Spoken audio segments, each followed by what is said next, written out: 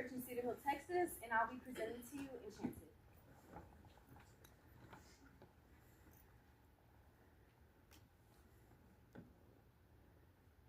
They say beauty is in the eye of the beholder that grows the petal of our love.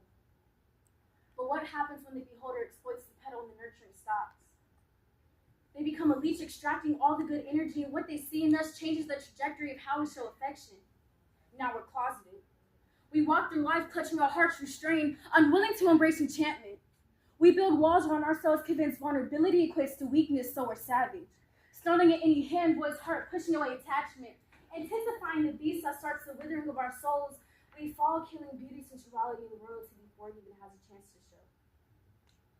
How we view ourselves is now tainted by a trace of someone's opinion we once thought was great. And out of pain, we curse others but hold ourselves captive. We became the beast. Cruel, short-tempered, selfish, and ultimately ghastly, closing ourselves off from reality, falling to the darkness that brings depravity. So much pressure, it's like gravity. It's intense how tight we have the bindings. We didn't make this prison, but the door's been unlocked. Is there time to change, or do we have to follow the clock?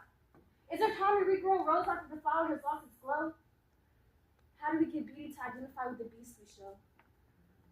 We must develop it to a new identity, progress towards healing, untying our being, releasing what once bound us to the darkness, ever so close to seeing the light. One reach, one breath, one person brings the beauty that transforms our life.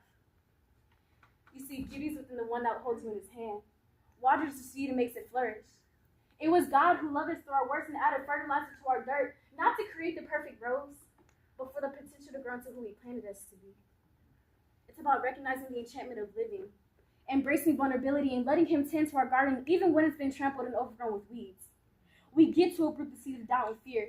We get to uproot anger and resentment, and we get to allow the gardener to trim the thorns around the edges. See, the rose isn't just a symbol of beauty. It's a symbol of resilience.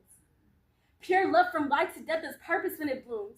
Even when a petal withers and falls, and nourishes the earth, making way for new growth. Once convinced we had no way out, Jesus gives the kiss of true love, transforming us from the inside out, from enemy to heir, and from death to life. He completes our hearts, brings the rain and storms to hydrate and strengthen. He brings the storms to hydrate and strengthen, brings the sun to intensify the red, intensifying our passion, and roots us into his word. A beast transformed into a beauty.